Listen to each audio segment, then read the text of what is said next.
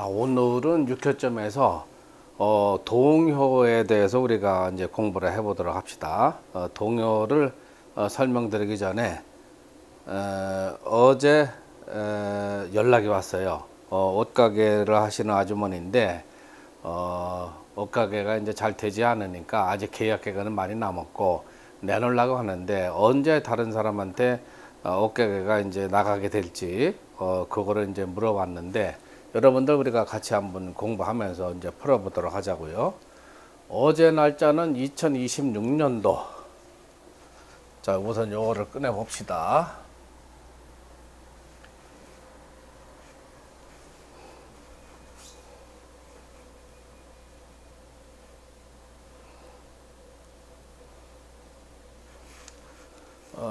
양력으로 2026년도 1월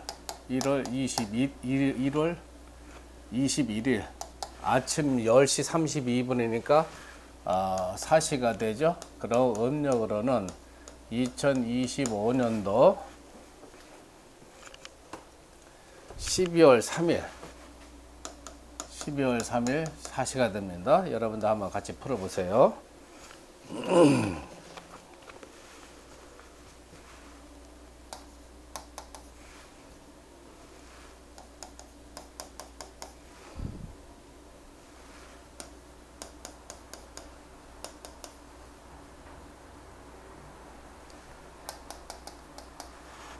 자, 이렇게 풀이가 되죠. 천간의 합은 8, 2,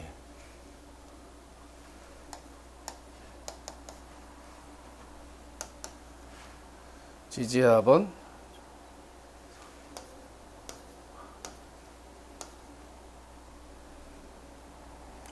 22. 천간의 합은 음력으로 2025년 12월 3일 사시는 을사년에 기축월에 을묘일에 신사가 되는데 기본수 천간과 지지에 대한 기본수를 적용을 했을 적에는 천간의 합은 18이 되고 지지의 합은 22가 되죠. 자, 요거를 8로 나눠보고 주역은 8개니까 그러면은 천간은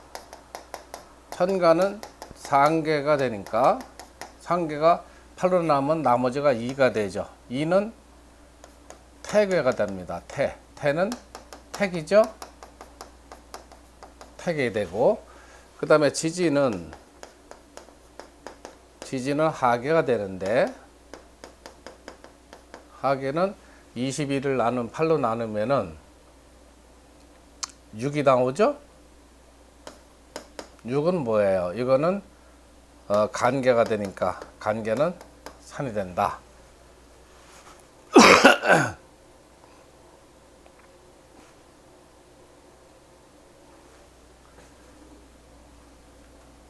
감계가 되죠. 감계는 수다. 그러면 괴명은 어떻게 됩니까?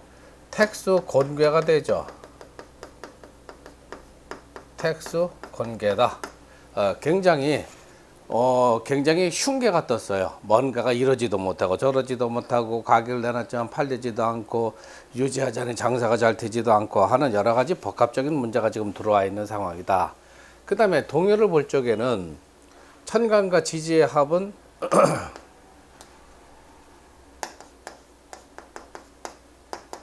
동요는 천간과 지지의 합은 18 더하기 22는 40이 되죠. 40을 6효는 이제 효가 전부 다 상계 3개, 하계 3개 해가지고 6개의 효로 이루어졌으니까 6으로 나누면은 나머지가 4가 되니까 4효가 동한 거죠.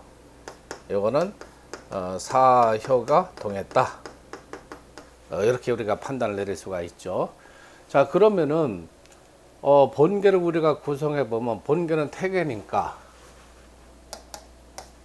이렇게 돼 있고 그 다음에 하계는 감계니까 이렇게 돼 있죠. 태계는 택이고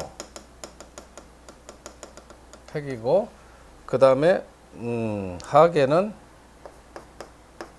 감계니까 감계는 수가 되니까 이거는 어떻게 됩니까? 택수 곤계가 되는 거죠. 자, 지지를 붙여보면은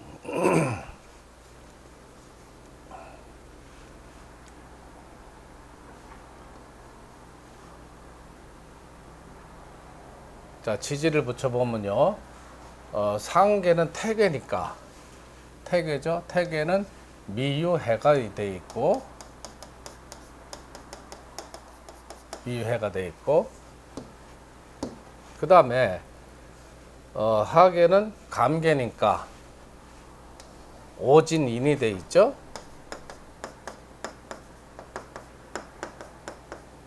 오진인으로 돼 있어요. 자, 육신을 붙이기 위해서는 아에 해당되는 이제 일간을 우리가 뽑아야 되는데 택수 곤계는 64개 일람표에서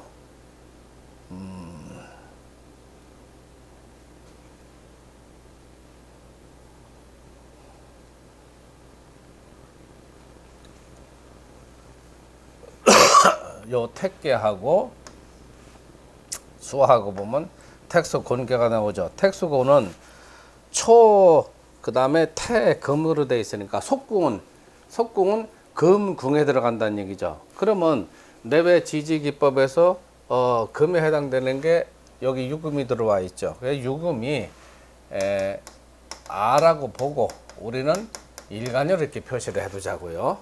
그러면은 육효는 토생금이니까 상효죠. 토생금이니까 요거는 편인이 되고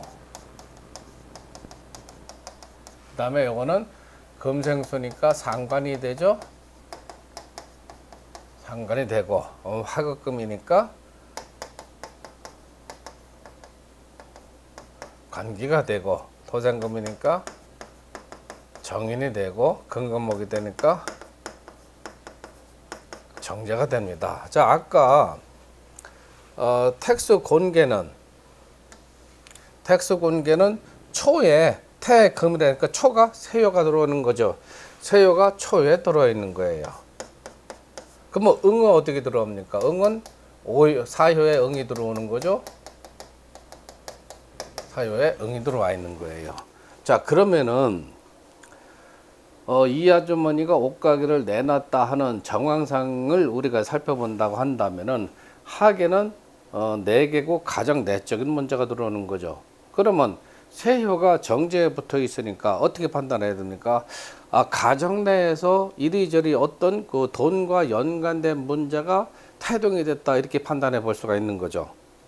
그래서 세효가 어느 효에 부법이 되어 있냐에 따라서 우리가 정황상 우리가 그 근거를 우리가 찾아볼 수가 있다 이렇게 이제 생각이 또 되는 거죠. 그러면은 세효가 이게 이제 동안계 동안근은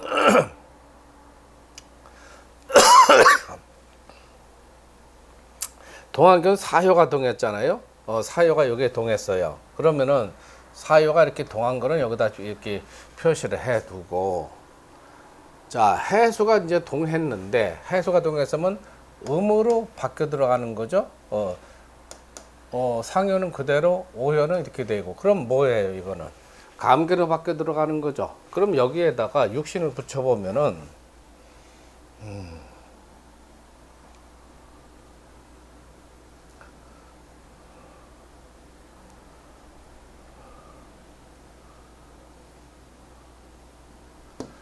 자, 육신을 붙여보면은, 감의 상계니까, 상계는 자술 신이니까, 여기에 자, 술, 신이 붙게 되는 거죠. 그럼 신은, 일간에서 봤을 적은 어떻게 됩니까? 이건 겁재가 들어오는 거죠. 겁재. 자, 사효, 해수, 상관이 동해서 신금으로 바뀌어가지고 겁재가 됐다는 건 뭐예요? 가정대에서 형제 자매의 문제가 동했다 이렇게 봐야 되는 거죠.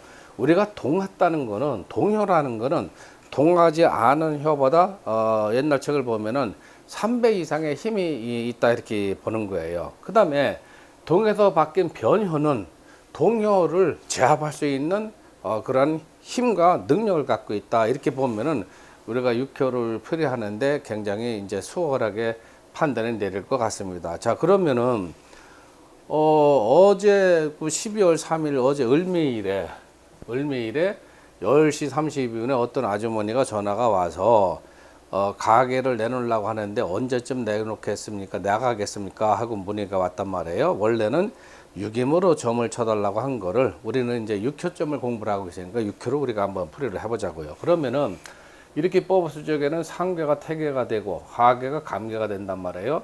태는 택이고 감은 수니까 택수 곤계구나.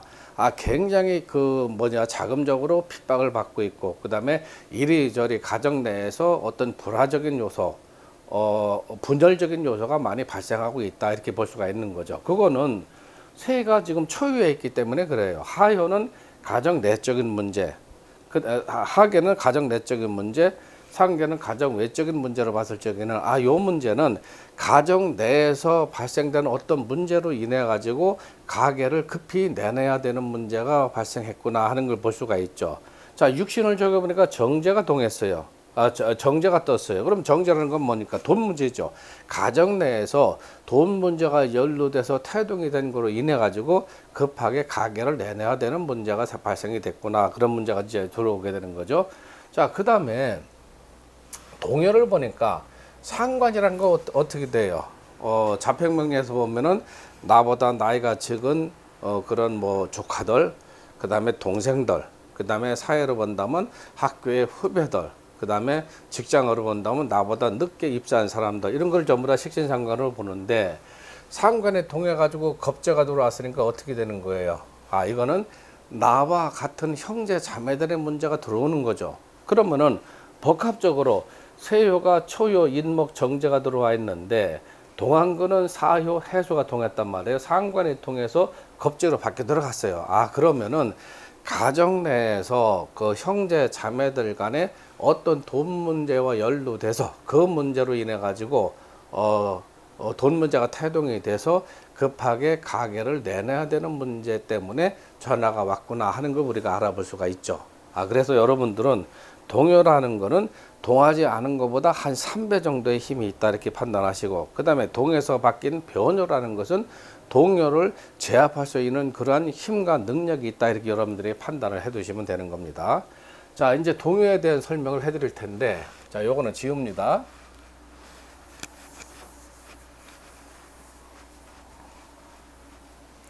동요는 여러분들이 이제 쉽게 생각하시면 자평명제 구조를 우리가 생각을 해 두시면 돼요. 이렇게 봅시다.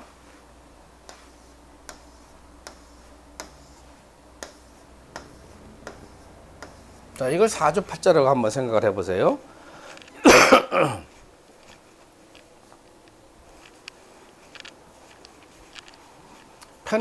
편의상 간목이에요. 일간이 간목. 자, 만약에 월간지에 임계수가 있다면 이건 어떻게 됩니까? 요거는 인성이 되는 거죠. 인성. 그 다음에 연간에 경신금이 있다면 이거 어떻게 되겠어요? 요거는 관성이 되는 거죠. 자, 만약에 여기에 간목이나 을목이 있다면 어떻게 되겠어요? 요거는 비견하고 겁재가 되는 거죠. 형제 자매가 되는 거죠. 그 다음에 일간에 생겨주는 건 만약에 이제 시간에 병정화가 있다 한다면 어떻게 되겠어요? 자, 요거는 식신하고 상관이 되는 거죠. 자, 옛날 분들은 육효점을 칠 적에 정관평관에 대한 거는 이거는 이제 관효 이렇게 보고, 그 다음에 인성에 해당되는 거는 부모효로 보고, 그 다음에 식상에 해당되는 것은 자손효로 보고, 그 다음에 일간의 극하는 자평명리에서 재성이라는 것은 재효로 이렇게 봤단 말이에요. 그러면 간목이 극하는 거는 진미, 술, 축이 있죠. 자, 요거는 뭡니까? 요거는 재성이 되는 거죠. 자, 요렇게 자평명리에 대한 구조를 여러분들이 머릿속에서 이제 떠올리면서 동요에 대한 설명을 여러분들이 해드리면 이해가 빨라질 거예요.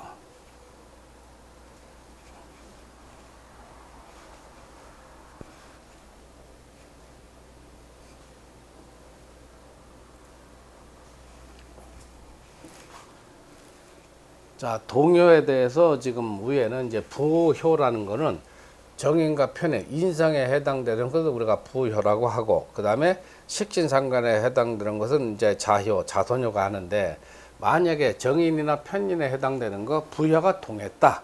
부효가 동한 경우에는 자손에게 재해가 있다 이렇게 적혀 있죠. 자, 이게 무슨 소리냐 하면은 동했다는 거는 3배의 힘을 갖고 있다고 아까 설명드렸죠. 그러면은 자평명리로 생각했을 적에 어떤 사람의 일간이 간목이라고 한다면은 일간을 생해주는 오행이 우리가 인성인데, 즉 이제 부모효가 되는데, 부모효가 동했다는 것은 임계수가 왕해지는 거죠. 임계수가 왕해지면 어떻게 됩니까?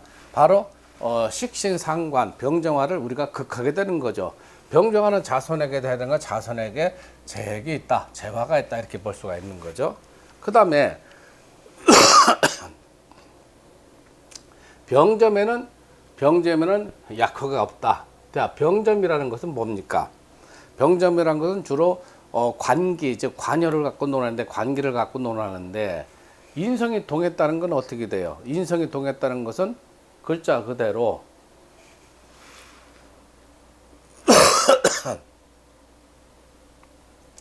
인성이 동했다는 거 어떻게 됩니까? 관성에 대한 기운을 빼가게 되는 거죠. 그렇죠? 자, 그러면서 그 병점이라는 것은 우리가 관기효를 위주로, 이제 편관을 위주로 보는 건데, 인성이 동해가지고 식신을 극하게 들어가니까 식신이 왕해야만이 관성을 제압할 수가 있게 되는 거죠. 그러니까 부모효가 동했다는 것은 부모효가 왕해져 가지고 식상을 극하다 보니까 식상이 화극금 해가지고 관기효를 극할 수 있는 그런 힘이 부족하게 되는 거죠. 그래서 병점에는 약효가 없다 이렇게 보는 겁니다. 자, 여기서의 이제 매매점이라는 것은 토지를 팔고 사는 문제, 물건을 사고 팔고 하는 문제, 즉 재물이 오고 가는 그러한 문제, 즉 그걸 우리가 이제 매매점이라고 하는 거예요. 매매점에서는 왜 불리하다 하냐면은 인성이라는 것은 뭐예요? 요 재성은 진미술적 토기에 들어가는데, 토국수 해가지고 재성하고 인성하고는 어떻게 됩니까? 서로 상급관계가 되는 거죠. 그러면 인성이 왕해진다는 건 뭐예요? 그만큼 재성의 힘을 누르고 억누를 수 있는 그러한 능력이 이제 발생이 된다고 보는 거죠. 그렇기 때문에 매매점에서는 불리하다 이렇게 보는 거예요. 그러나 자, 대인의 관계, 그 다음에 소식에 대한 문제, 그 다음에 송사점에서는 소하 치하가 된다. 송사점에 소가 치하가 된다는 건 뭐냐면, 송사점은 전부 다 관기효를 보고 있는데, 인성이 왕하다 하면 재성의 힘을 끌어당기게 되는 거죠. 그러면 재성이 약해지게 되는 거죠. 그래서 송사점에서는 소가 치하된다고 보는 거고, 그 다음에 관작점에서는 어떻게 돼요? 승진수가 있다는 것은 관기는 그 송사와 연관된 거 우리가 관기로 보고, 승진과 연관된 거는 우리가 정관으로 보는데, 그러면 인성이 왕하다는 건 뭡니까? 정관에 대한 힘을 끌어당길 수가 있게 되는 거죠. 그래서 관작점에는 승진수가 있다 이렇게 보는 겁니다. 그럼 무슨 소리냐 하면은, 관작점은 우리가 정관으로 보는데, 인성이 동했다는 건 뭐예요? 관인 상생이 된다는 거죠. 관인 상생이 된다고 한다면은 승진수가 있는 거다. 그래서 여기서 관작점에서는 정관 위주로 우리가 판단해 주는 거예요. 두 번째로는 자, 자선을 우리가 한번 봅시다. 자, 자선효가 동했다는 거는 병정화가 왕해졌다는 얘기예요. 그럼 병정화가 왕해지면 화극금 해가지고 어떻게 됩니까? 관기효를 극하고 들어가는 거죠. 그래서 관작점에는 불리하다 하는 문제가 지금 들어와 있어요. 그 다음에 관사라는 것은 뭐야? 관사는 편관에 해당되는 것을 우리가 주로 관사라고 하는데, 관사는 무력해진다는 건 뭡니까? 병정화가 왕해진다면은, 여기서는 경금이 지금 이제 편관이니까 이거 우리가 이제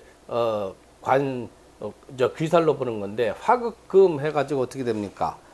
여기 귀살에 해당되는 경금의 기사가 꺾이게 되는 거죠. 그래서 귀살은 무력해지기 때문에 관살은 귀살은 무력해져서 무탈하다 이렇게 표현을 한 거고, 그 다음에 병자도 전부 다 관기효로 보는데 식상이 자선이가 동했다는 것은 식상이 왕해지면서 수극화 해가지고 관기에 해당되는 효를 극하고 들어가는 거죠. 오행을 극하고 들어가는 거죠. 그래서 병자는 쾌유가 된다 하는 게 들어오는 거죠. 그 다음에 여행에 관한 문제, 그 다음에 매매에 관한 문제, 혼인에 관한 문제, 득자 등은 굉장히 길하다. 식상은 자식에 관한 문제니까 득자도 길하고, 그 다음에 식상은 생재가 되는 거죠. 재물을 생각하게 되는 거죠. 그래서 매매에도 길하고, 그 다음에 식상이 왕해진다는 거는 결혼을 해야 자식을 낳게 되는 거죠. 않습니까? 그래서 혼인점에도 길하게 된다. 그 다음에 여행에도 길하다. 이렇게 우리가 판단을 내릴 수가 있죠.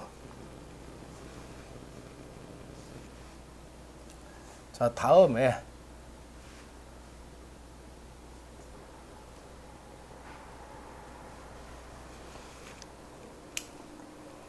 자, 관기효가 통했다. 여기서 관기라는 것은 전관과 이제 편관을 합해가지고 우리가 관기로가 하는데, 관기효가 통했다는 것은 간목일주라고 본다면은 경신금이 통했다는 얘기예요. 자, 경신금이 동해가지고 왕하지만은 어떻게 됩니까? 금금목을 해가지고 일간에 해당되는 간목을 극하려고 하는, 억누르려고 하는 그런 성질이 발생이 되는 거죠. 그럼 간목이라는 것은 뭐예요? 형제 자매니까 형제 자매 점에서는 불리하다 이렇게 보는 게 되는 거죠. 그 다음에 혼인점은 불성하다. 자, 혼인점은 문서에 해당이 되는 건데, 관기가 동했으면 어떻게 돼요?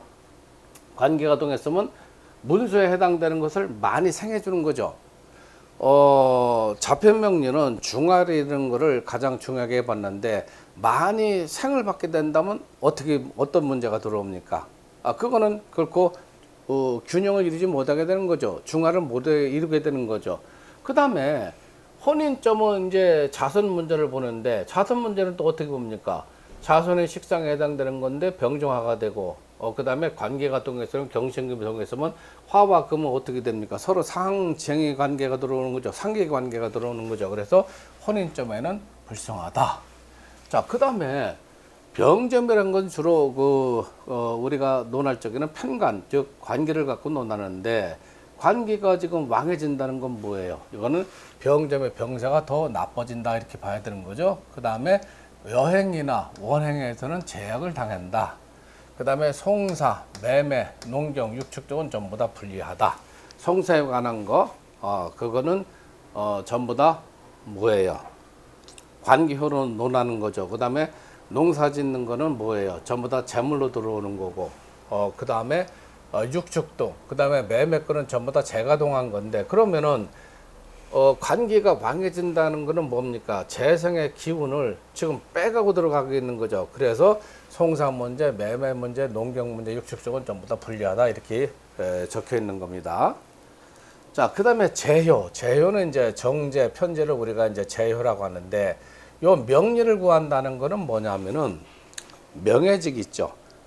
예를 들면은 뭐 대학 총장이 된다는가, 아니면 어떤 권세는 실제적인 권세는 없지만 사회적으로 흠모하고 그다음에 추앙을 받는 그런 직위를 우리가 명리라고 하는데, 재효가 있으면 그 명리라는 것은 전부 다 인성에 해당이 되는 거죠. 그래서 재효가 동하다고 한다면, 즉 진미술적 토기가 동하다면 토국수 해가지고 어떻게 됩니까? 인성을 극하게 들어가는 거죠. 그래서 명리라는 거는 인성과 연관된 건데, 재효가 동해가지고 인성을 극하게 들어가니까 명리를 구하는 것은 불리하다. 그러나 재가 동하니까 어떻게 됩니까? 경영하는 거, 장사하는 거, 무역관계 이런 거는 전부 다 길하게 들어오는 거죠.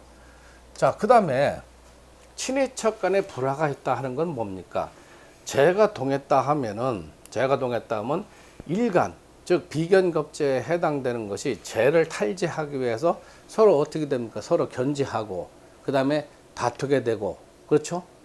그 다음에 구설이 생기는 문제가 발생하겠죠. 그래서 재효가 동했을 적에는 친인척, 즉 비견겁제에 해당되는 친인척 간에는 불화가 있다 이렇게 표현을 한 겁니다.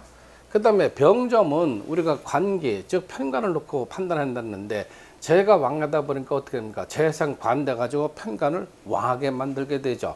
그래서 병점은 병사가 더욱 악화가 된다는 겁니다. 그다음에 실물점은 재가 동했으니까 멀리 가 있지는 못해요. 그래서 재가 동해서 실물점에 예를 들면 뭐 어떤 그 반지를 잃어버렸다. 그런 문제가 들어왔을 적에는 재효가 동했다면 멀리 가지 말고 가택 내에서 찾아봐야 된다. 이렇게 이제 우리가 판단을 내줘야 되는 거죠. 그 다음에 출입점에 대해서는 현재 동하고 있다. 자, 어떤 아주머니가 와가지고 남편이 말도 없이 이제 집을 나가가지고 며칠째 소식이 없다. 그런데 재효가 동했다 한다면은 남편이 돌아오고 있는 중이다. 우리가 이렇게 판단을 내려줘야 된다는 얘기죠. 재효는 그렇게 판단을 하고, 그 다음에 형효라는 거는 비견겁제에 해당되는 겁니다. 자, 비견겁제는 매사에 불리하다 하는 거는 비견겁제가 해당되는 이 간목이 왕하게 된다면 어떻게 됩니까? 간목이 왕하게 된다면은 먼저 재성을 극하게 되는 거죠. 재성을 극하게 되면 만사가 전부 다 돈과 연관된 문제가 많으니까 여러 가지 문제, 뭐 성전이나 결혼권이나 아니면 원행 가는 멀리 가는 문제나 또 무역에 관한 문제나 아니면 이제 시험에 관한 문제나 그런 것이 매사에 불리하다 이렇게 판단하는 거죠. 그 다음에 재물점에도 불리하죠. 비견겁제가 동하게 되면 어떻게 됩니까? 주변에 있는 재물을 탐하려고 하는 힘이 강해지는 거니까 재물점에도 불리하다 이렇게 판단하는 거죠. 그 다음에 비견이 동해서 왕해지면 어떻게 됩니까? 관성하고는 근극목에서 서로 삼각관계가 들어오는 거죠. 그래서 병점은 관계효로 지금 주로 논하는데 병점은 치료가 더디다 이렇게 판단을 하는 겁니다. 그래서 우리가 이제 짧게나마 동요에 대해서 이제 해석을 해드렸는데 여러분들이 요 내용만 제대로 여러분들이 공부를 해두신다면은 우리가 6교점으로 점을 쳐서 기룡을 판단할 때가 굉장히 수월하다 이렇게 보실 수가 있는 거죠. 자, 정인편의는 이제 부효로 본다. 그 다음에 식신상관은 자손효, 자손효로 본다. 정관편관은 관기효로 본다. 그 다음에 정제편제는 재효로 본다. 그 다음에 비견겁제는 형효로 본다. 옛날에는 전부 다 부효다, 자손효다, 관기효다, 재효다, 형효다 이렇게 했는데 지금은 자평명리의 육신관계를 적용을 해서 우리가 부효도 정인에 해당되는 거냐 아니면 편인이 동했느냐 정인이 동했느냐 이렇게 판단을 해줘야 되는 거죠. 자, 그 다음에 자손효도 식신에 동했느냐 상관에 동했느냐, 그 다음에 관기효도 정관에 동했느냐, 그 다음에 편관에 동했느냐 하는 걸 판단해 줘야 되고, 그 다음에 재효도 정제가 동했느냐 편제가 동했느냐 이렇게 구분해서 우리가 육효점에 대해서 판단을 내린다면 좀 더 이제 그 심도 있고 그 다음에 치밀하고 또 정확한 우리가 판단을 내릴 수가 있다. 그 다음에 형효도 비견이 동했느냐 겁제가 동했느냐를 구별해서 판단해 주면 보다 정확한 육효점에 대한 판단을 내릴 수가 있다 이렇게 보는 거죠.